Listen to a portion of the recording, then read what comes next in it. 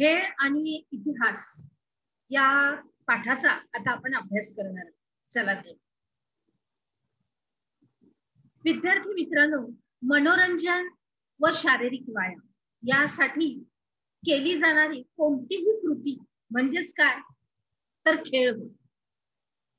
आणि खेळांचा इतिहास हा माणसा एवढाच जुना आहे, कारण खेळणं ही एक माणसांची नैसर्गिक प्रवृत्ती आहे. मग मानवाच्या प्रारंभीच्या काळामध्ये विविध प्रकारचे खेळ हे खेळले जातात. मग शिकार हा जसा उदरनिर्वाहाचा मार्ग होता, तसाच तो खेळ आणि मनोरंजनाचा सुद्धा एक भाग होता. मग भारतातील प्राचीन साहित्यामध्ये आणि महाकाव्यामधून आपण बघतो की द्यूत, त्याच्यानंतर कुस्ती, रथांच्या आणि घोड्यांच्या शर्यती आणि बुद्धिबळ यांचे उल्लेख आपण केलेले आपल्याला येतात. आता या खेळाचं महत्व काय आहे, तर खेळाला आपल्या जीवनामध्ये एक महत्वाचं स्थान आहे. आपल्या जीवनामधल्या सगळ्या काही व्यथा आणि चिंता विसरायला लावण्याचं सामर्थ्य या खेळामध्ये आहे. मनाला विरंगुळा देणं आणि मन ताजतवानं करण्याचं काम हे खेळ करतात. आणि ज्या खेळामध्ये भरपूर श्रम आणि शारीरिक हालचाली कराव्या लागतात, त्या खेळामुळं खेळाडूंचा व्यायाम होतो. काय होतो? त्या खेळाडूंचा व्यायाम होतो आणि मग शरीर काटक आणि बळकट बनवण्यास खेळ मदत करतो. आता खेळामुळं काय होतं अजून तर मनोधैर्य, त्याच्यानंतर चिकाटी, खेळाडूपणा इत्यादी गुणांची वाढ होते. तसंच सांघिक खेळ खेळल्यामुळं आपापसातलं सहकार्य आणि संघभावना ही वाढीस लागते आणि नेतृत्व गुणांचा विकास होतो. आता आपण बघणार आहोत 2 फिती. ह्याच्यामध्ये माहित आहे का तुम्हाला या अंतर्गत ग्रीक देशाबद्दल सांगितलेलं आहे आणि दुसरं आपलं एक कुठे कुठे आपल्या देशामध्ये सुद्धा खेळाची ठिकाणं आहेत ते सांगितलं. तर खेळ आणि ग्रीक लोक यांचं जे नातं आहे हे प्राचीन काळापासून आहे.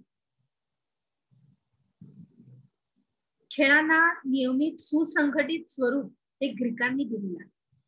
धावणं, थाळीफेक, रथ आणि घोड्यांच्या शर्यती, कुस्ती, मुष्टियुद्ध इत्यादीचं सामने हे त्यांनी सुरू केले. आणि मग प्राचीन ऑलिम्पिक ही खेळाची स्पर्धा ऑलिम्पिया या ग्रीक शहरात घेतली जाते आणि या स्पर्धेमध्ये भाग घेणं आणि विजय मिळवणं हे एक मानाचं समजलं जायचं. काय समजलं जायचं? मानाचं. आता दुसऱ्या फितीमध्ये आपण बघतोय की काही प्रसिद्ध ठिकाण, तर वडोदरा इथलं प्रसिद्ध पहिलवान जुम्मादादा आणि माणिकराव यांची व्यायामशाळा ही प्रसिद्ध आहे. त्याच्यानंतर पतियाळा येथील क्रीडा विद्यापीठ हे प्रसिद्ध आहे. त्याच्यानंतर गुजरात मधलं स्वर्णिम गुजरात स्पोर्ट्स विद्यापीठ हे पण प्रसिद्ध आहे. त्याच्यानंतर गांधीनगर कोल्हापूर येथील खासबाग हे ठिकाण प्रसिद्ध आहे. त्याच्यानंतर मोतीबाग तालीम अमरावती येथलं हनुमान व्यापक प्रसारक मंडळ, त्याच्यानंतर मग पुण्यातलं बालेवाडी इथलं शिवछत्रपती क्रीडा संकुल स्मृती कुस्ती आणि इतर खेळाच्या प्रशिक्षणासाठी हे प्रसिद्ध आहे. बरोबर. पुढे जाऊया. आता आपण बघूया खेळांचे प्रकार. तर खेळांचे प्रकार काय आहेत तर तुम्हाला पण माहिती आहे की तुम्ही जेव्हा खेळता तेव्हा बैठे खेळ म्हणजे जे घरात बसून खेळायचे आणि बाहेर म्हणजे मैदानी, असे त्याचे 2 प्रकार आहेत. तसे ते आपल्या रोजच्या जीवनात तुम्हीही खेळता विद्यार्थी मित्रांनो. बरोबर. कधी कधी तुम्हाला कंटाळा आला की तुम्ही घरातच बसून काही बैठे खेळ खेळता आणि तुम्हाला असं वाटत असेल की चला मैदानामध्ये आपण जाऊन खेळूया, तर तुम्ही तिथेही जाऊन खेळता. मग असे हे 2 प्रकार.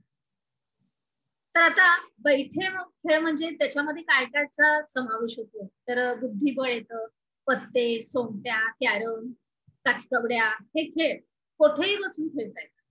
आणि सागरगोटे हा खेळ बैठा आहे आणि त्या प्रामुख्यानं फक्त मुलीच खेळतात. आणि भातुकली हा खेळही लहान मुलीच खेळतात नेहमी.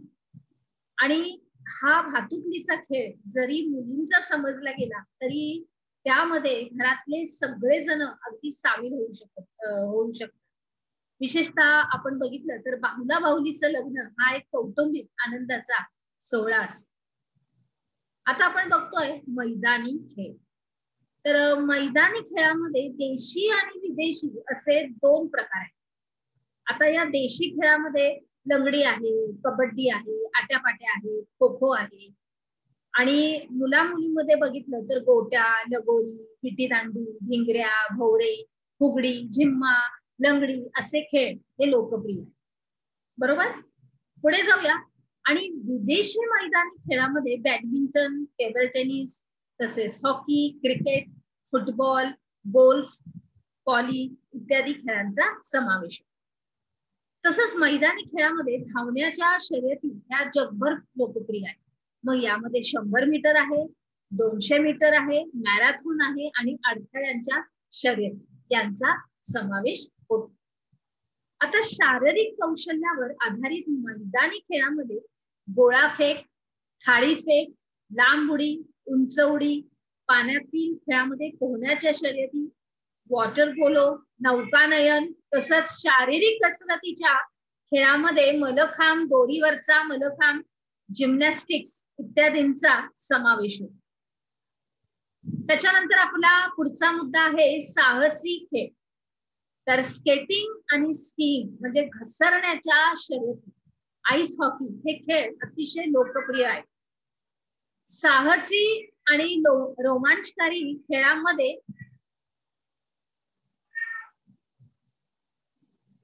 साहसी व रोमांचकारी खेळामध्ये प्रस्तरारोहण आणि ग्लायडिंग, मोटरसायकल, मोटर कार यांच्या शर्यतीचा हा समावेश होतो. आता आपण काय शिकलो या अंतर्गत दिलेल्या पर्यायांपैकी योग्य पर्याय निवडून विधान पूर्ण करायचे. ती तुम्हाला 2 दिलेली आहेत आणि ती तुम्ही व्यवस्थित आपल्या वहीमध्ये नमूद करायची. चला तर मग पुढच्या विभागामध्ये आता आपण प्रवेश करू.